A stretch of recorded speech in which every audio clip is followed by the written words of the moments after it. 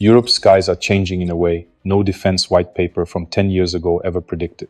Cheap drones, costing only a few thousand EUR each, now appear on battlefields in swarms, shaking the foundations of air defense systems worth hundreds of millions.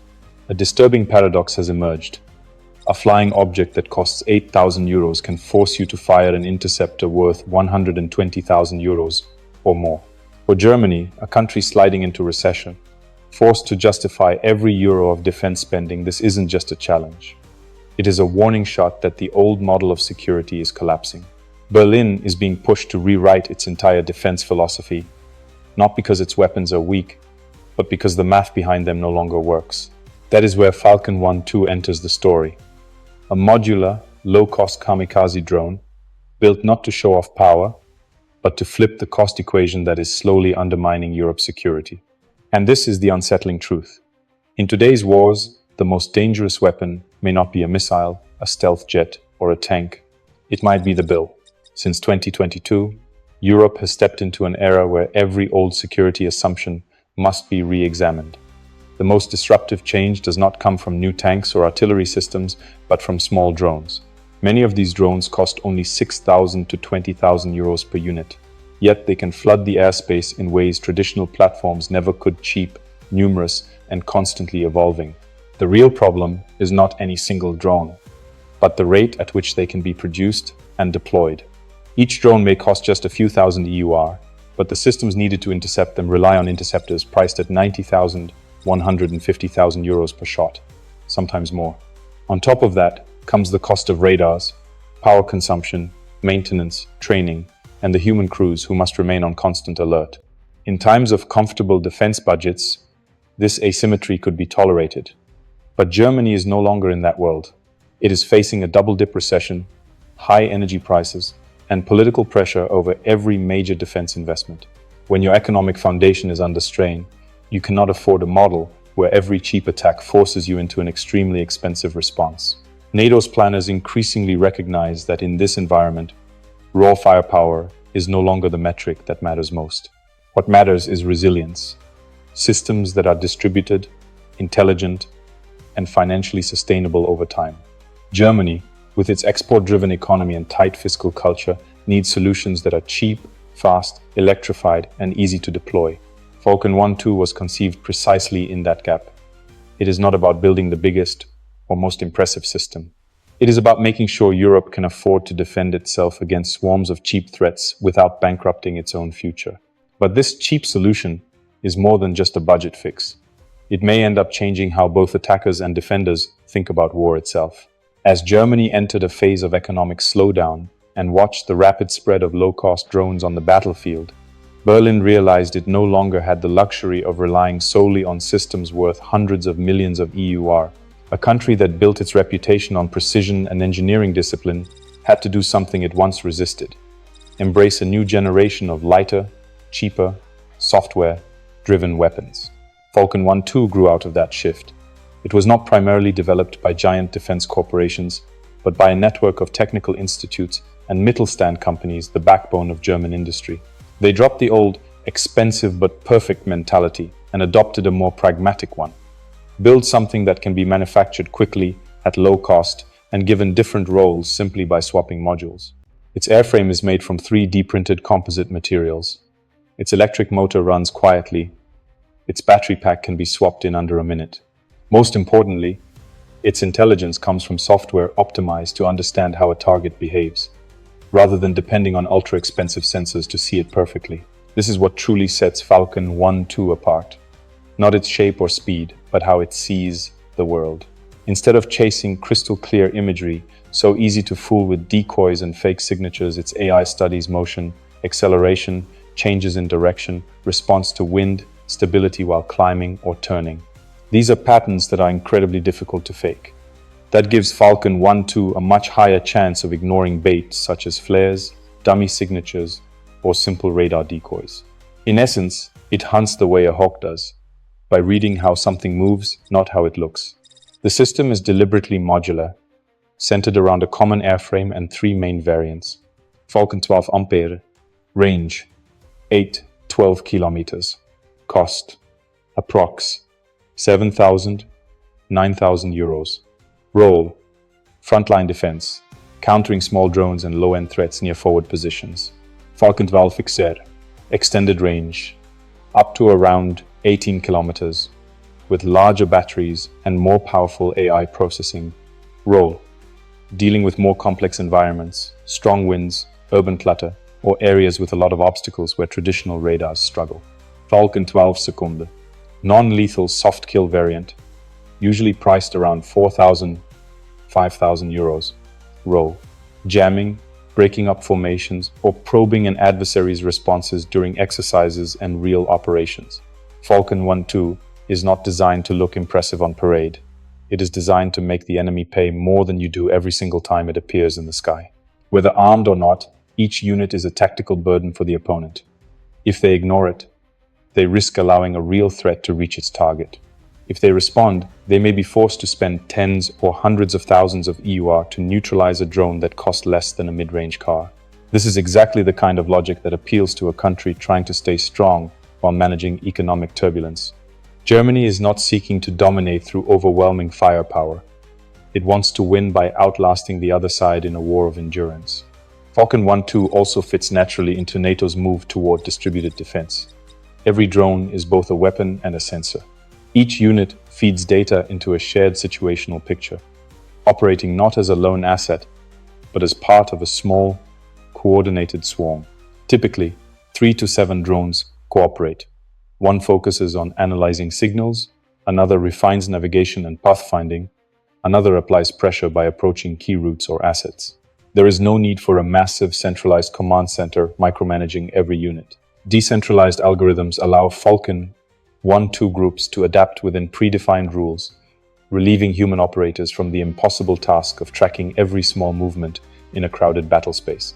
In one trial along the Rhine, just 15 Falcon 12 seconds units, none of them carrying explosive warheads, generated enough activity to force a simulated air defense system to spend more than 420,000 euros in 12 minutes on tracking, locking, and reacting.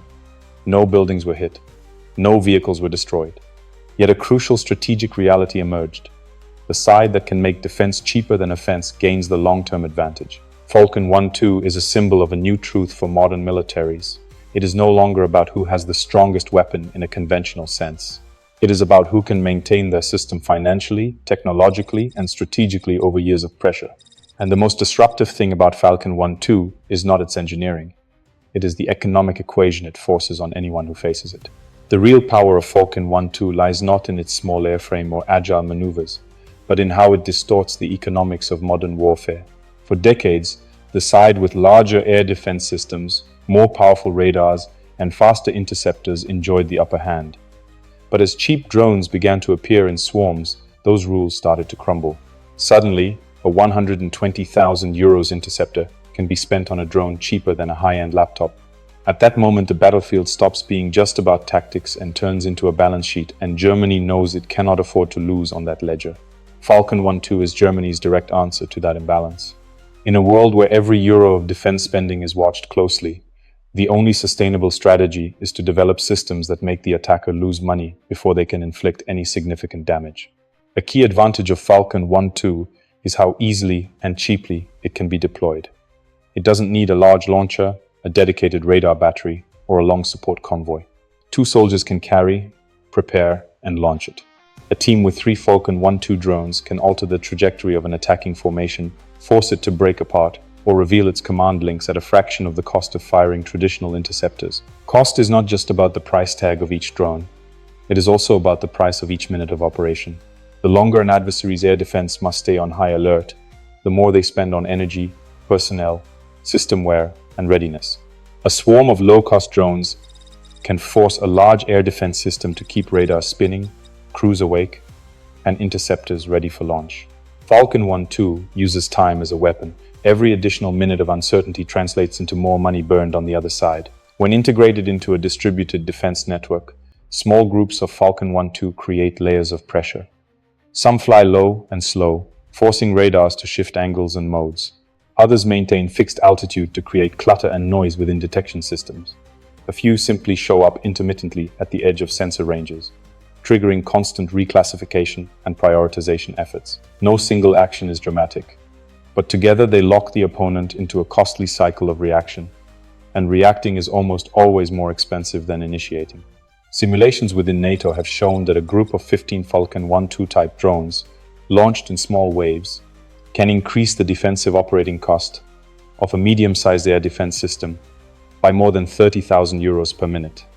That cost does not come from destroyed assets.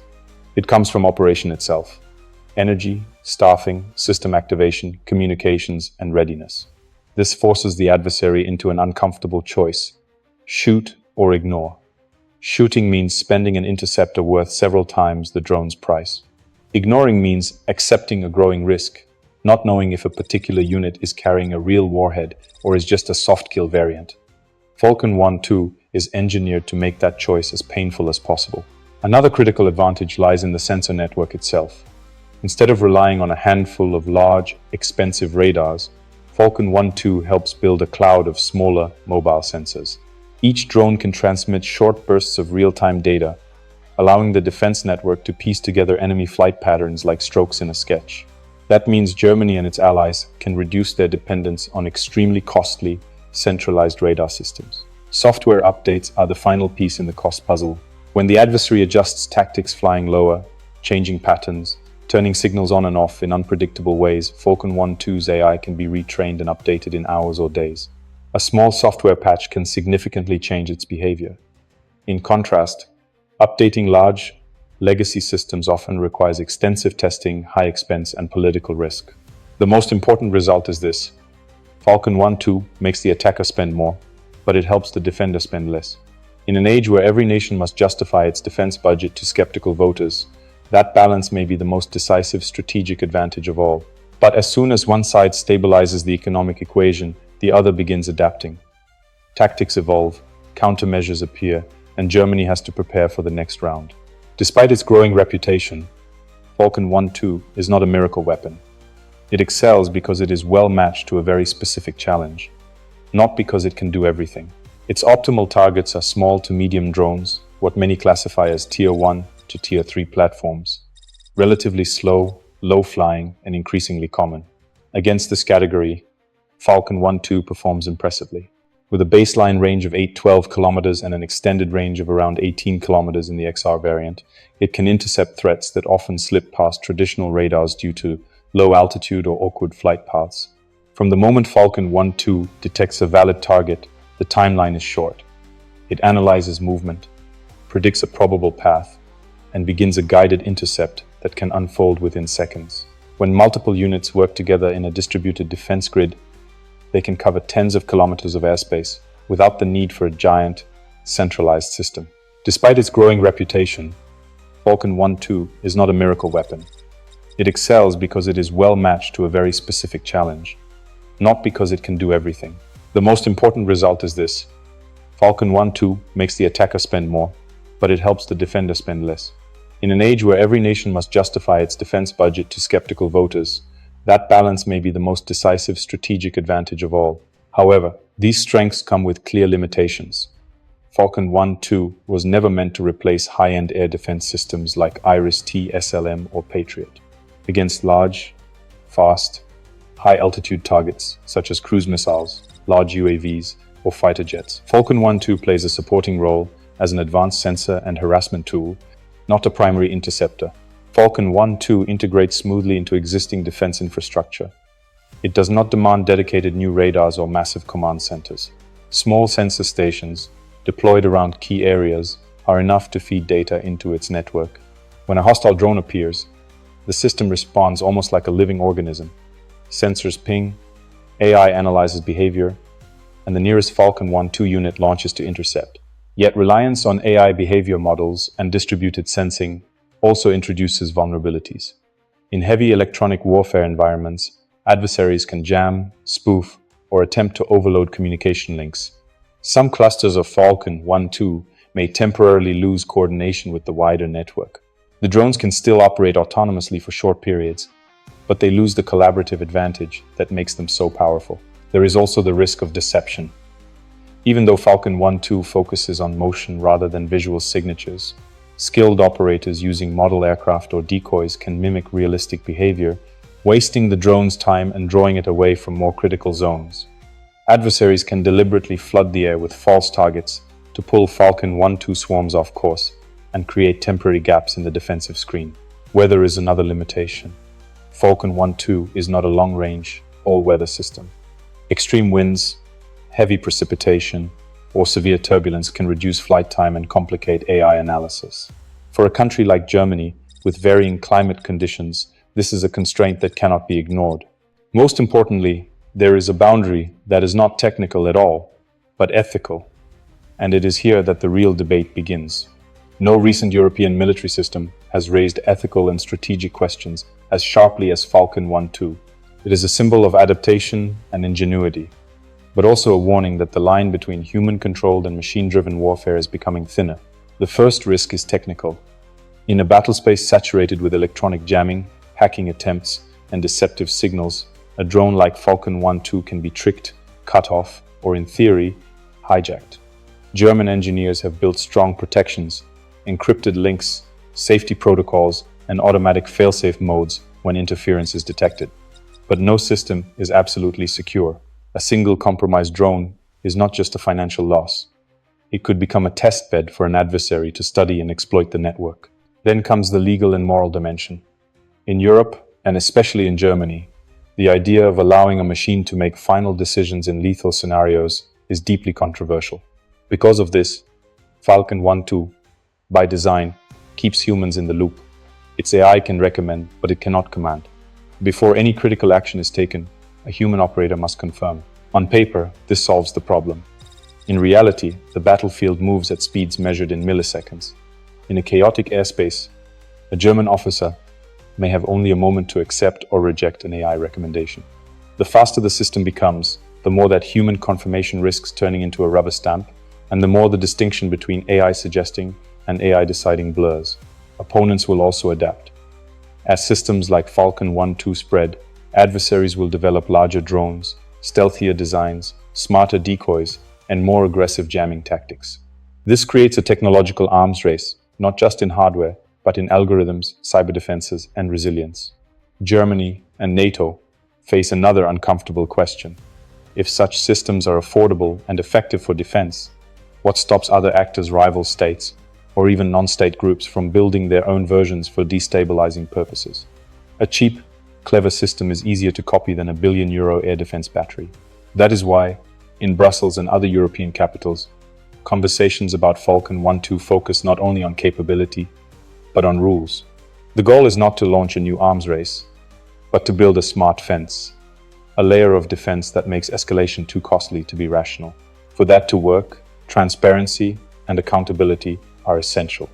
Citizens and allies must know who holds responsibility, who authorizes actions, and under what conditions these systems can be used. The more technology automates, the more responsibility must be clarified and owned by humans. In the end, Falcon 1-2 is a test case for something larger. Can Europe stay safe in a high-tech age without surrendering control of key decisions to its own machines? At first glance, Falcon 1-2 looks like just another small drone in a sky full of drones. But in an era where low-cost platforms are reshaping how wars are fought, systems like this carry far more significance than their size suggests. Germany is not merely building a new weapon. It is redefining what defense means in a world of constrained budgets and proliferating threats. Falcon 1-2 is part of a broader shift towards defense that is scalable, easy to deploy, and sustainable over time. The impact goes beyond the battlefield. In the civilian domain, networks built around Falcon 1-2-like systems can help protect critical infrastructure from drone attacks, power plants, substations, fuel depots, airports.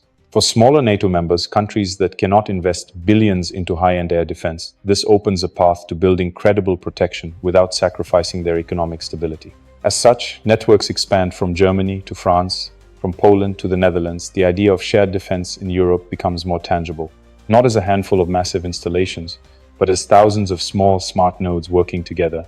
Perhaps the biggest conceptual shift lies in how deterrence is defined.